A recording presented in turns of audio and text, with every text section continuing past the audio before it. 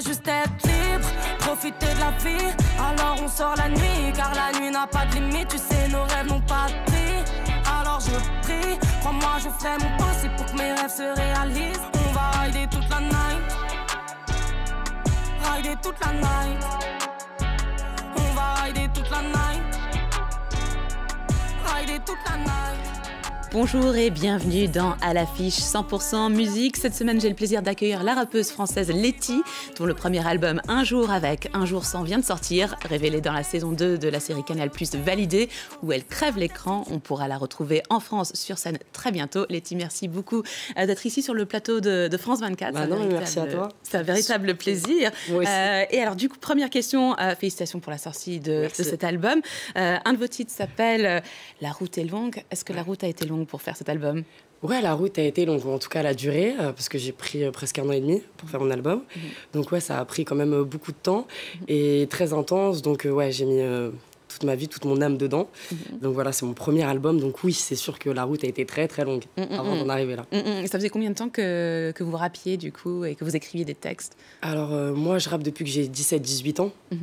Mais c'est maintenant que ça se passe. Là, ça fait 1 an et demi que je suis en studio parce que moi, je faisais plutôt les open mic, tout ce qui était plutôt dehors, en fait, en extérieur.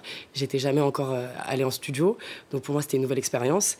Et voilà ce qui en sort. Ah, mais c'est magnifique parce que de toute façon, je pense que à partir du moment où on a fait la scène, c'est la base et rebondir en studio, c'est un autre exercice. Mais c'est un plaisir aussi. Je propose tout de suite de regarder justement ce titre, Route est longue.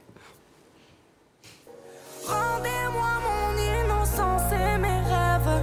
Ramenez-moi ma mif avant que j'en crève. J'ai froid, je veux plus tout ça. Dites à la juge que la petite Letty rentrera pas. Je suis pas née dans la soie, maman, j'espère y arriver. À te sortir de là, t'es la seule à tout mériter. Mais pour l'instant, je me tape à faire des sous sur le renté. Ils veulent me voir en cage, mais ils pourront pas m'arrêter. Je sais que la route est longue. Oh, la route est longue. Très joli clip pour La route est longue. Letty, votre album est rempli de beats trap. C'est un genre qui vient surtout des États-Unis, dans le sud des États-Unis, mais pas que. Il y a aussi une prod qui est vraiment très spécifique à la France, si je puis me permettre. Ceci dit, voilà, vous avez des origines guadeloupéennes, également algériennes, ce qui est vraiment une combo fabuleuse. Est-ce que vos racines, elles s'infiltrent un petit peu dans votre musique? Bien évidemment, mais sans que je m'en rende vraiment compte en fait. C'est ce que je suis. Voilà, mon père était guadeloupéen, ma mère était algérienne. J'ai écouté beaucoup de raï dans mon enfance, beaucoup de zouk, beaucoup de tout ce qui vient des tropiques. Et donc oui, forcément, c'est en moi et ça ressort dans ma musique. Et c'est présent dans mon album. Et alors, vous êtes sur le point de partir en tournée. Enfin, vous avez une date d'abord qui commence à la Cigale le 2 juin. Après, vous avez une tournée plus conséquente à travers l'Hexagone à l'automne. Qu'est-ce qu'on peut voir sur scène? On s'attend à quoi? Parce que vous avez été actrice, vous avez fait de la scène. Vous êtes maintenant, du coup, sur le point de revenir sur les planches, on va dire. Tout à fait. Revenir sur les planches, mais d'une manière complètement différente. Et donc, c'est encore un autre exercice, une autre performance. Et moi, c'est ce que j'aime, les défis. Et ce que j'aime vraiment, c'est que c'est le partage en fait avec le public directement, l'énergie qu'on me transmet en fait. Et c'est l'interprétation, moi en tout cas c'est ce que je donne. L'interprétation de tout ce que je ressens dans chaque morceau. Je me donne à fond dans chaque morceau et j'essaie de faire ressentir mon parcours, mes envies, tout ce que, ma musicalité, tout ce qu'il y a à l'intérieur. Quand j'arrive sur scène, c'est comme si, on va dire presque, je m'abandonnais, quoi. Et j'imagine que là, il va y avoir un aller-retour avec le public qui vous connaît plus maintenant, en plus. Donc c'est fou. Quand j'ai fait le Printemps de Bourges, je vois les gens qui se mettent à chanter mon refrain, Rider toute la night. J'avais pas encore eu l'occasion de chanter ma chanson, mon single. Et donc, c'était magique, quoi. On disait ça justement avec l'équipe de la culture à France 24, Rider toute la night, on l'a eu dans la tête tout le week-end. Donc, merci beaucoup. En tout cas, vous percez dans un milieu fortement masculin qui plus est ici en France. Alors qu'aux États-Unis, il y avait des Missy Elliott, Lil Kim, The Bratz et autres. Il y a 20-30 ans, les rappeuses de l'Hexagone peinaient à se faire voir et entendre. Heureusement, les temps changent. Reportage de Natalia Olivarez et Axel Simon. Elles sont de plus en plus présentes sur les réseaux sociaux, à la télévision, sur les plateformes.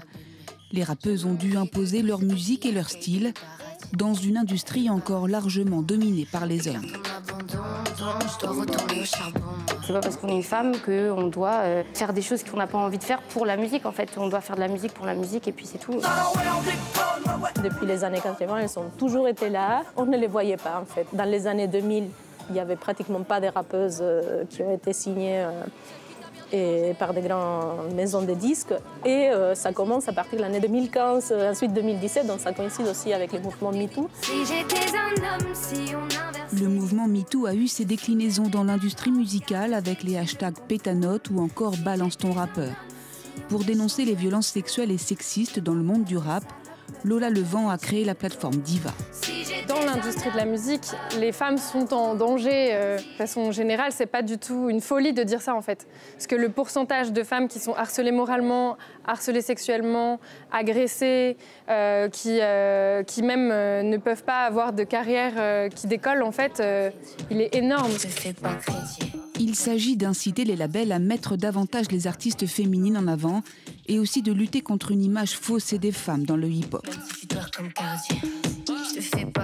Dans les clips, c'est les femmes qui twerkent, c'est les femmes... et jamais on voit des hommes. Pourtant, il y en a, hein, donc j'en ai vu. Il y a des hommes qui twerkent et je me suis dit, ça serait trop bien de, dans ce clip, inverser les rôles et faire twerker un homme et montrer qu'un homme peut twerker, qu'il y a zéro tabou et qu'on est pareil. Enfin, il faudrait même plus qu'on dise ça casse les codes. Il faudrait juste se dire, il y a un gars qui twerk et c'est cool, tu vois, il danse. S'affranchir des codes et aider les jeunes artistes à faire carrière, c'est la mission de Rappeuses en Liberté, un tout nouveau dispositif d'accompagnement qui offre entre autres un prix de 2 000 €, l'enregistrement d'un titre en studio et la rencontre avec un label. Pour Eza Yasuke, la lauréate de l'édition 2021 et toute une génération de rappeuses, c'est un nouvel horizon qui s'ouvre. Et Letty, alors parlez-nous un petit peu de votre parcours personnel. En tant que femme dans le milieu du rap, est-ce que vous avez dû faire face à certains préjugés? Et si oui, lesquels? Et quels étaient vos modèles féminines dans le rap? Alors, question préjugés, etc. C'est vrai que moi, j'ai commencé... Enfin, c'est compliqué parce que moi, j'ai commencé d'abord par le théâtre. Et puis, dans ma pièce de théâtre, je fais du rap. Et ensuite, je me fais reconnaître par Screech et puis Franck Gastambide. Donc, je fais la série validée où j'interprète... Enfin, je fais le rôle de Sarah qui est une rappeuse. Donc, voilà, tout s'entremêle un petit peu. Donc, c'est vrai que moi, question préjugés, c'est peut-être... C'était plutôt des peurs personnelles, mais les gens qui, moi, m'ont entourée ont toujours été bienveillants. Mon parcours, c'est un parcours où je ne me pose pas vraiment de questions parce que j'ai l'impression que, il faut toujours se battre. Voilà, pour faire ses passions, pour pouvoir poursuivre sa passion, il faut toujours se battre. Donc oui, je suis une femme dans le rap, mais j'avais plus l'impression d'être un être humain qui me bat pour réussir mes rêves, en fait. Donc... Vous n'avez pas senti la discrimination, c'est génial.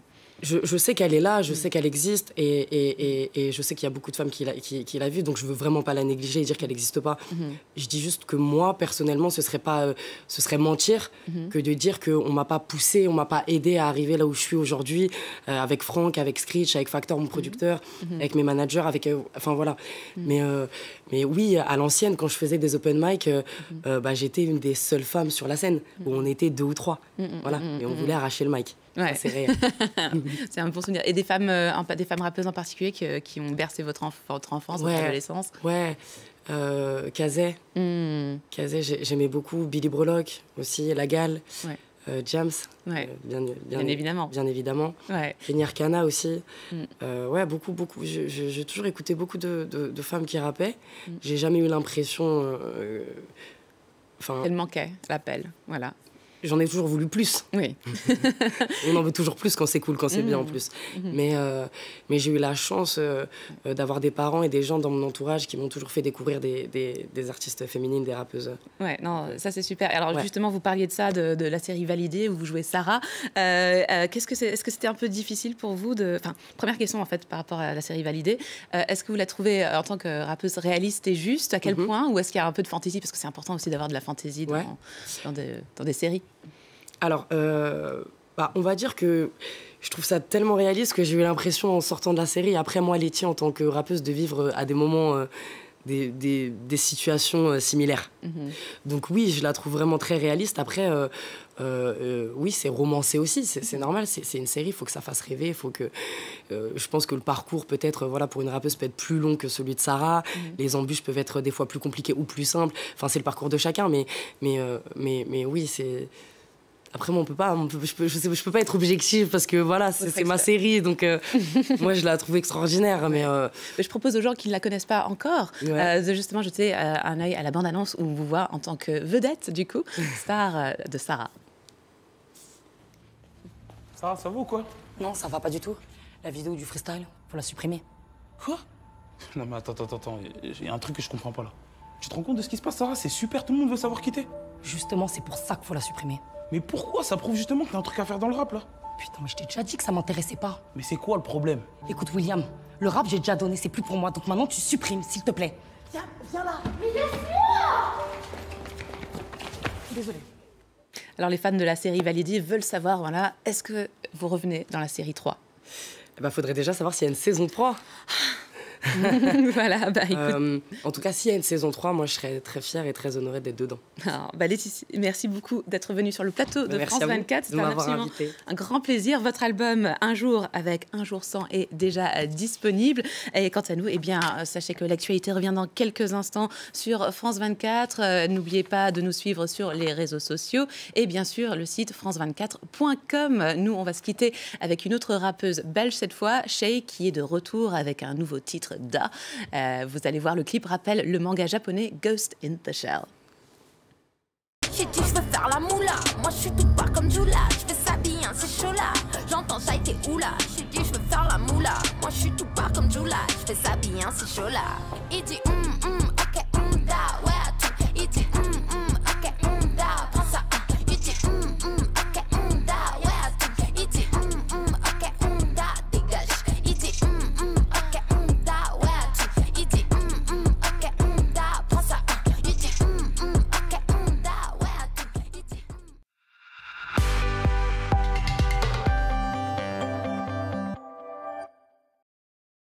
Françaises et Français de l'étranger, les élections législatives approchent à grands pas. Simplifiez-vous la vie avec le vote par Internet. C'est fiable, rapide et pratique. Rendez-vous du vendredi 27 mai au mercredi 1er juin pour le premier tour et du vendredi 10 au mercredi 15 juin pour le second tour. Alors n'oubliez pas, rendez-vous fin mai et en juin si vous voulez voter par Internet pour les élections législatives.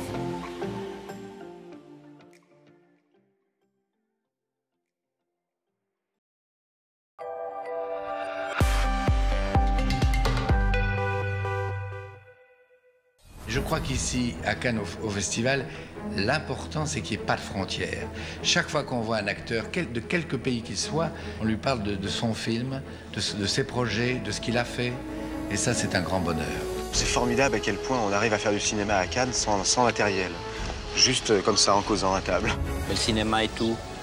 Moi, je fais du cinéma tout le temps, là, j'en fais. C'est marrant. Il n'y a pas de différence entre la vie et le cinéma. Le cinéma fait son festival sur France 24 et France24.com.